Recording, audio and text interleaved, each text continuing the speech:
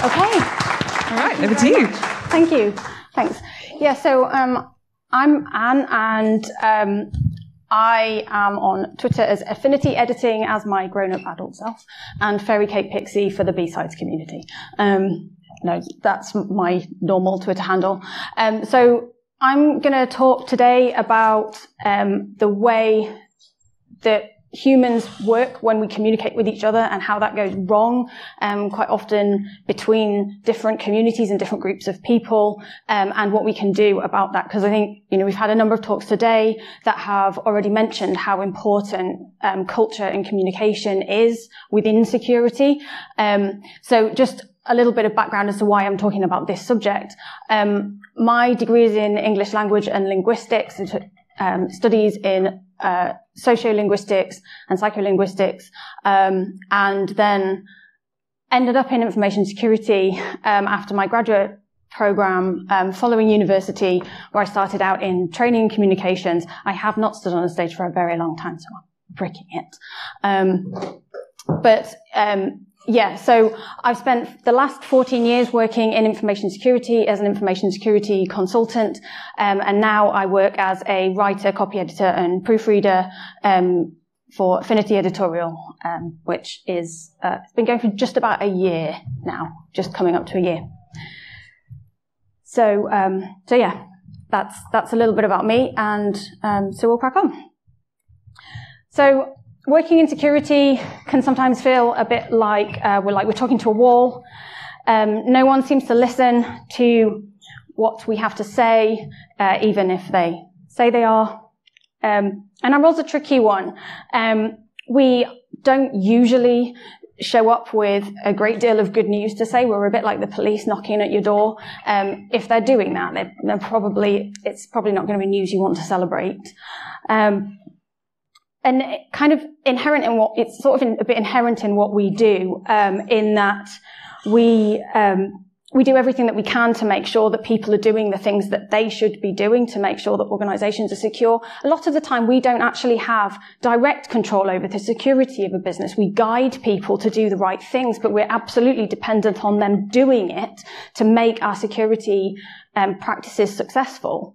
And so that can often come with its own challenges as well. From a business point of view, from a financial point of view, we're generally a cost center. We don't directly derive profit for a business. So we're also, we're not in the pretty sales job that drives all of the lovely customers and things. We're the people that hide in the back and are a bit difficult to talk to. And yeah, we monitor risk. We advise people against less than sensible actions for very good reasons, obviously. We're the first to shout about an incident, and then we're the ones that go and investigate to find out who did or didn't do, more likely, what they should have done to prevent that event from happening in the first place. Sort of how to lose friends and alienate people, rule 10, number 1, I think. So yeah, we've established that the responsibilities of our role often will drop us a few places down people's Christmas cards lists. And, worse than being unpopular, because really who needs the social pressure, we are often seen as the bad guys. It's very easy to perceive security as the no people. And when we're not the no people, we are the evil trying to catch you out people. I'm just going to say the words phishing exercise and leave it at that. Shaming people is never going to build solid, trusting relationships.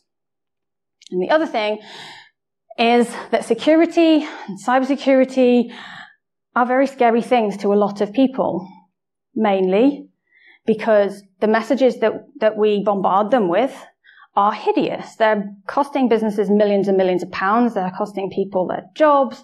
And these are about things they don't understand. They can't conceptualize what's going on. We're saying it's their fault and they're the weakest link and all of this other, stuff. We're not always very good at helping people feel confident around security. And when we don't understand things, we either ignore them and pretend that it isn't real, or we fight against it, and that creates this sort of us and them mentality, so security, non-security. And I think sometimes we've probably all experienced that kind of feeling. And fear is the path to the dark side. The more that gap increases, the harder it is to change people's perceptions and to break down the barriers that we suffer, that we're struggling with. And it's not just non-security people, the people we're trying to work with that are affected by this. We're directly affected by it as well. We either feel like this, can't take it anymore, or we feel like this. So, what can we do about it? How do we help people to engage better with security? So to explain this, I want to move away from security and into the world of linguistics for a little bit. So we perceive information socially, psychologically. Humans are social creatures, even though some of us would prefer to sit on our own in a room with a cat than stand in front of a room full of people. But we function in tribes. And I say that in an anthropological sense. Those tribes being groups of people that share common knowledge, experiences, interests. We're all part of many of those, right? If you enjoy going to the gym, that's one. If you enjoy motorsport, there's another. We're all security professionals, there's another. You might enjoy e-sport, running, photography, any of these things. Each of those groups is a tribe. And each of those tribes has their own linguistic norms, their own language, their own ways of communicating with each other.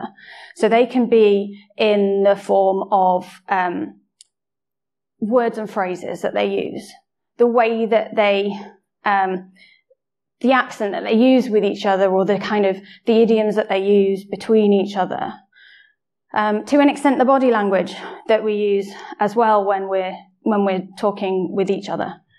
So all of these features added together, the study of those features is the field of sociolinguistics. It's very closely related to anthropology and sociology.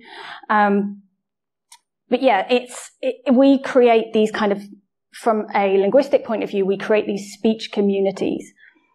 And that is security is a very powerful one of those communities. We have a lot of our own language and terms. You think of the language of IT and technology, and security is that multiplied, right? So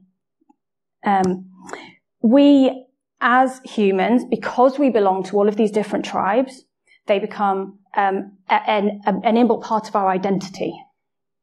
And we can have many identities, that's fine, and we'll code switch between the different groups that we're with, but only generally speaking when we have an interest to do so. And the other thing that's important to recognize is that we have a knack of filtering out the strange sounds that surround us every day. So those sounds that are not part of any of the communities or tribes that we are a part of. We're not interested in them, we're not part of them. Okay. So our language, the words we use, and how we use them are, as I've already said, an integral part of our identities.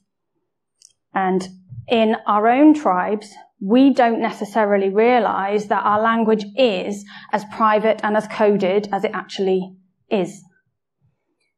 It's all familiar and it's standard to us, and we sort of rarely hear ourselves as being the ones with the accent, right? Everything that we're saying makes complete and perfect sense to us, even if the person staring at you trying to figure out what you're saying, you might as well be speaking a different language, literally. Now, sometimes we do deliberately use language to keep people out.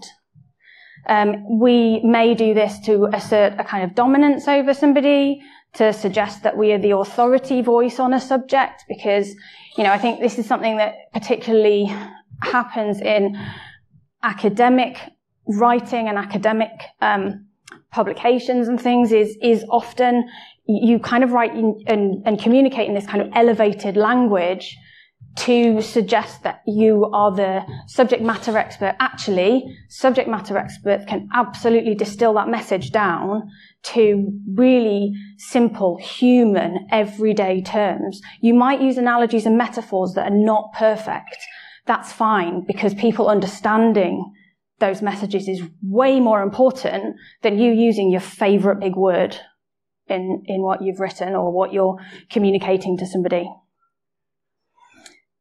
The other reason that we sometimes will choose to stay within our language community, our language tribe, and without considering other parties is for camaraderie and support from peers and colleagues. You might have, conversations with people that you're someone new to the gym, and the people who are regular to the gym will have a word or a phrase for their new gym person who's just appeared and doesn't have a clue what they're doing, right? So you will be able to use your internal language to point out to somebody who is on the inside that person doesn't know what on earth they're doing. Right? We've all done that. And we've all had that done about us as well. So those are reasons why we sometimes stay within our language community. And it's not always helpful. But these slides have got mixed up, so I'll jump to this one. So knowing that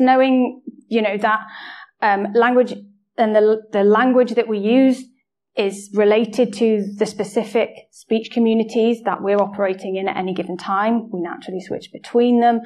We ignore, and we're very, very good at filtering out language of communities that we are not part of, right? So that's security people, we're part of it. So we are inherently in it. People who are outside of security are those people who will filter out stuff, not intentionally necessarily, but because it's just not part of their world. So we have to start doing things to help to open up between these different communities that we are part of. So I just wanted to explain a couple of studies, because there is it's old research now, but it kind of illustrates the point quite well.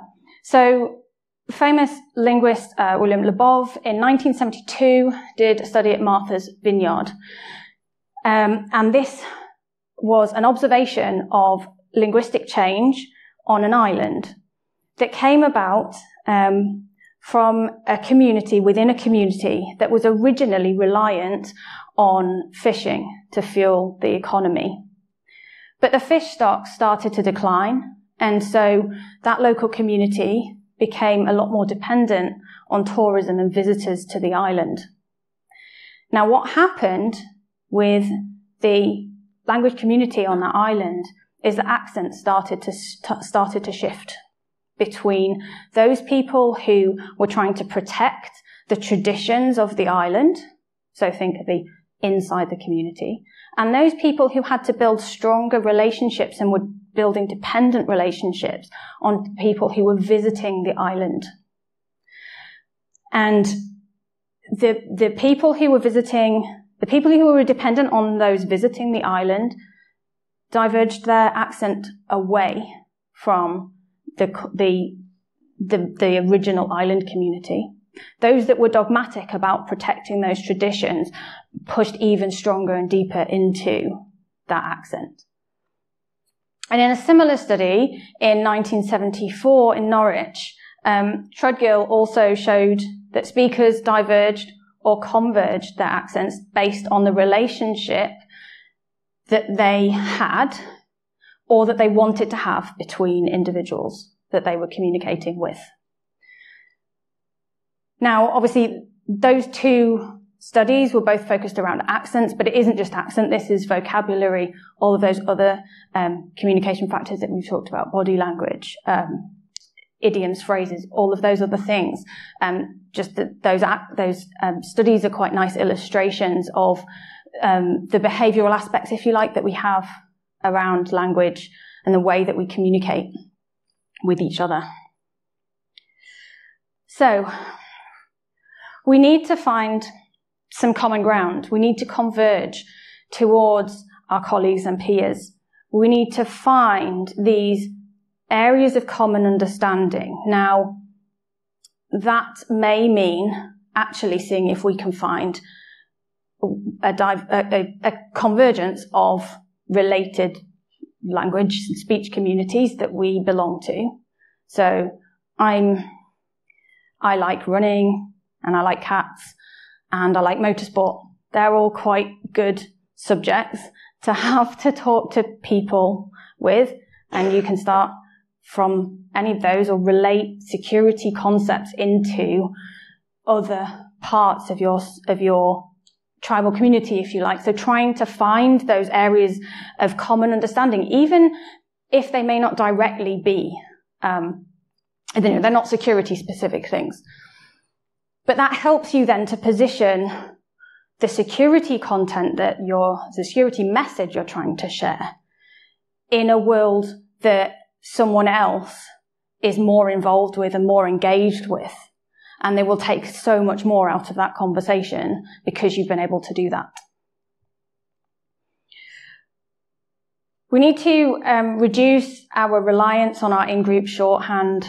So, we will talk about firewalls and allow lists, deny lists, block lists, whatever. They just roll off the tongue and you can just carry on. Well, someone who's never come across these things is like, hang on a minute, what? And we forget how many people are not really aware of how these things work and what they do. And so quite often it is a case of sort of remembering to strip everything right back and explain what things do in normal, everyday language for people. We need to care a lot more about being understood than protecting, whether it's consciously or unconsciously, our security identity and credentials, if you like. More often than not, that ends up moving away from security. And honestly, I've done a number of workshops with people where we've ended up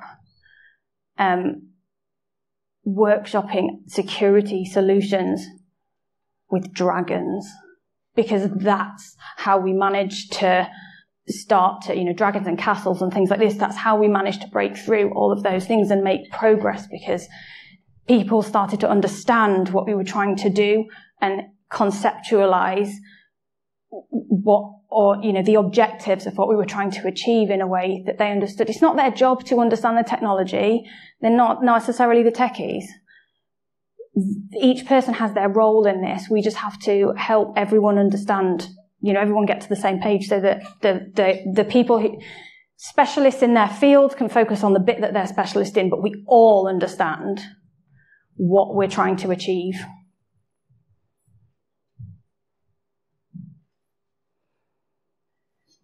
So it's not all about changing our message into the language of someone else's tribe. We're not trying to change the message.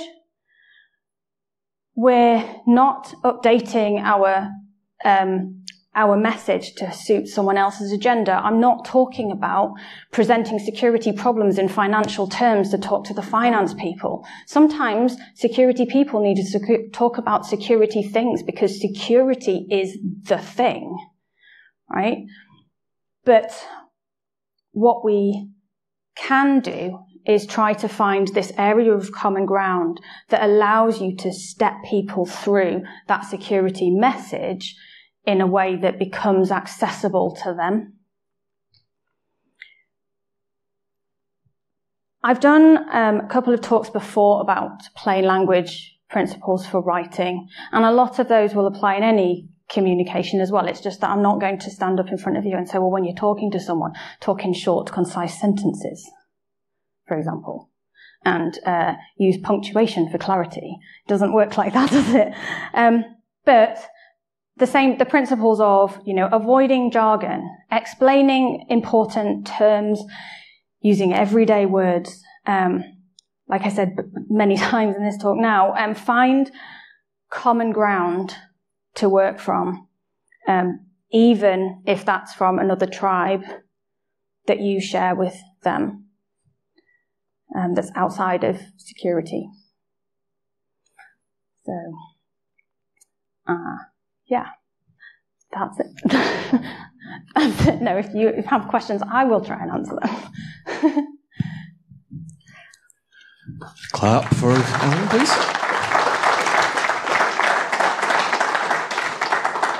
Do we have any questions for Anne? I like to use fire as a common thing. I have to explain incident response to people, and everyone's scared of cyber. I quite often use hey, you know what to do when the fire alarm goes off, don't you?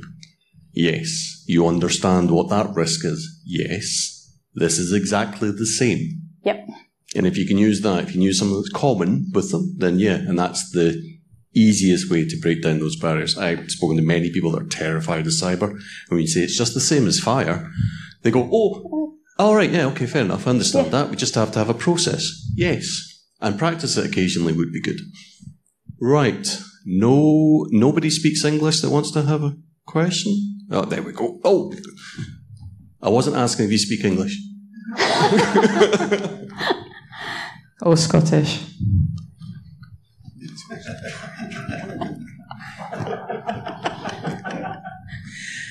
Very interesting talk, because I've just been looking at things around culture and whatever. One of the things you said at the beginning was a bit of that, the security says no, and that all we end up doing is going and finding the person whose job it was to do something and didn't do it. But do you think that's also part of the problem? I was reading something by McGregor, who was looking at Maslow's hierarchy of needs and suggesting that, people aren't interested in those higher level needs until they've satisfied the basic ones. One of the basic ones is for security. And if you're afraid that people are going to tell you off, then you're not going to get beyond that. So do you think that's perhaps something we need to work on in how we address that? Yeah, it comes back to all of this is about finding ways to build relationships with people. Ultimately, that's what this comes down to is building relationships beyond our security bubble. I think one of the things that we have in security is it can be quite insular. We are often working a lot kind of on our own and within our own community, and but when we have to engage outside of that, we sort of don't switch off from that side of things. So I think there's a lot of work that we can do about, it's mostly about making things understandable for people. I like Dave's fire analogy. I've used ridiculous things with people. Like I say, I've genuinely done, the thing that ended up with Castles and Dragons was a PCI compliance program, mapping the end-to-end project for a PCI compliance program.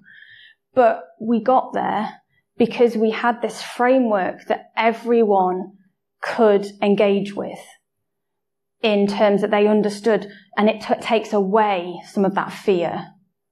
So, yeah. They weren't scared of the dragons?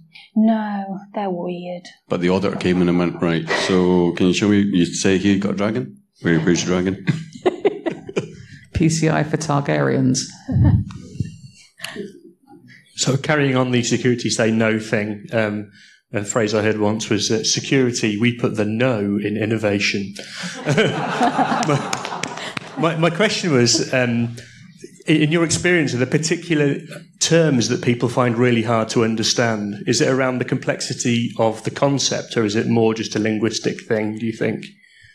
I think in a lot of cases it's just the quantity of terminology, and we use a heck of a lot of initialisms and acronyms for things, and we're so familiar with them. We consider them almost words now.